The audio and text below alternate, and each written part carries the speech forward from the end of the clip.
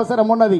కానీ నీ అహంకారము అవివేకం వల్ల ఈరోజు భారతీయ జనతా పార్టీ ఈరోజు దేశాన్ని ఏలుతున్నటువంటి భారతీయ జనతా పార్టీ రాష్ట్ర శాఖకు తమ పార్టీ కార్యాలయంలో నిరసన చేసేటువంటి దుస్థితి తీసుకొచ్చినటువంటి రేవంత్ రెడ్డి ఆనవాయితీగా మారినటువంటి నీ అలవాటు ఏదైతే జైలు చిప్ప కూడుకు అలవాటు పడ్డటువంటి నీ నైజం ఈరోజు విద్యార్థులను ఈ దుస్థితికి తీసుకొచ్చింది. ఫీజు రియంబర్స్మెంట్ చేయించే విధంగా.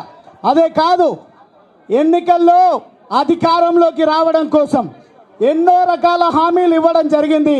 ఈ ఒక్క సమస్యతోన కేవలము భారతీయ జనతా పార్టీ రాష్ట్ర అధ్యక్షుడిని పార్టీ కార్యాలయానికే పరిమితం చేయడం వల్ల ప్రజా గొంతుక మూగపోతుంది అని భావిస్తున్నావేమో, కానీ చాలా సమస్యలు ఉన్నాయి.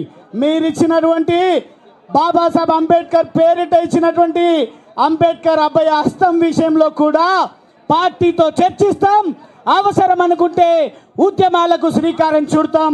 ఎట్లా ఆపుతావో ఆపిని దమ్మెందో చూపి అని రేవంత్ రెడ్డిని అడుగుతా ఉన్నా. విద్యార్థి సమస్యలను పరిష్కరించకుండా నీ విలాసవంతమైనటువంటి ప్రజా సొమ్మును దుర్వినియోగం చేస్తూ ఢిల్లీకి విదేశాలకు యాత్రలు పెట్టుకొని నరేంద్ర మోదీ గారి పైన మాట్లాడేటువంటి మొనగాడిలాగా ఈరోజు నాకు అనుమతి నిరాకరించింది భారతీయ జనతా పార్టీ ప్రభుత్వం అని నిందలు వేసేటువంటి ప్రయత్నం చేస్తూ ఉన్నావు. మొదటగా ఫీజు రియంబర్స్మెంట్ చెల్లించు. అదే మాదిరిగా దళితులకు ఇస్తానన్నటువంటి 12 లక్షల రూపాయలు ప్రతి కుటుంబానికి ఇచ్చి చూయించు. అదేవిధంగా మహాలక్ష్మి పేరిట 2500 రూపాయలు ఇస్తానన్నటువంటి హామీని నెరవేర్చు. నిరుద్యోగ భృతిని ఇచ్చి చూపించు. ఈరోజు స్కాలర్షిప్లు ఇవ్వవు. పాలిటెక్నిక్లకు ఉన్నటువంటి ఆస్తులను కొల్లగొట్టడం కోసం పాలిటెక్లను కూడా శక్తి పేరిట వాళ్ళ శక్తిని నిర్వీర్యం చేసేటువంటి ప్రయత్నం చేస్తూ ఉన్నావు. ఎన్ని ప్రయత్నాలు కుట్రలు కుతంత్రాలు చేసినా నీ కాలం చెల్లింది.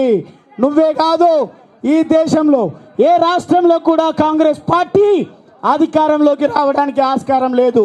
ఇతర దేశస్తుల భావాజాలాన్ని మాపైన రుద్దేటువంటి ప్రయత్నం చేస్తున్నటువంటి రేవంత్ రెడ్డి మొన్న జరిగినటువంటి జూబ్లీ హిల్స్ ఎన్నికల్లో ఓటు బ్యాంకు రాజకీయాల కోసం కాంగ్రెస్ అంటే ముస్లిం, ముస్లిం అంటే కాంగ్రెస్ అని మాట్లాడినావు. అదే మాదిరిగా ఎన్నికల కంటే ముందు మాదిగను నేను పెద్ద మాదిగను అని డప్పు కొట్టి మాదిగలను హక్కును చేర్చుకుంటా అని చెప్పినావు. విద్యార్థులకు చెల్లించాల్సినటువంటి ఫీజు రియంబర్స్మెంట్ కేసీఆర్ ఇవ్వలేకపోయిండు, నేను ఇచ్చి చూపిస్తా అని పెద్ద పెద్ద గొప్ప గొప్ప మాటలు మాట్లాడినావు. ఏ ఒక్క హామీ నెరవేర్చకపోగా ఈరోజు ప్రజల గొంతును నొక్కేటువంటి ప్రయత్నం చేస్తున్నటువంటి నిన్ను ఖచ్చితంగా శాశ్వతంగా జైలుకు పరిమితం చేసే విధంగా నీ ఆగడాలు, నీ భూ ఆక్రమణలు, నీ పర్యావరణాన్ని విచ్ఛిన్నం చేస్తున్నటువంటి ప్రకృతి వ్యతిరేక విధానాలను ఖచ్చితంగా ప్రజలు ఎండగడతారు.